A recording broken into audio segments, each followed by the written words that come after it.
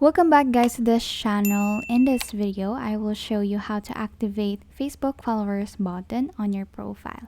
So first, go to your profile on Facebook, then click that three dot button and then click view as, and you will see you have your add friend instead of follow button. Now what you will do is go to follow settings and then just change all of the options here to public. Okay, and everyone.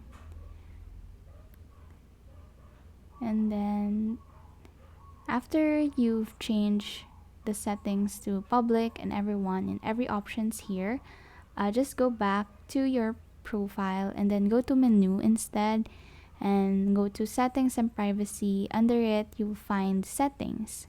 Just go there and scroll down, and then you can see how people find and contact you.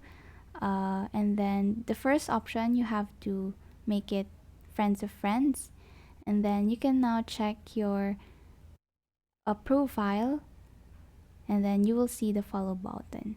So that's it. That's how you activate Facebook followers button. Thank you so much guys for watching. Hope it helped. Please don't forget to like and subscribe.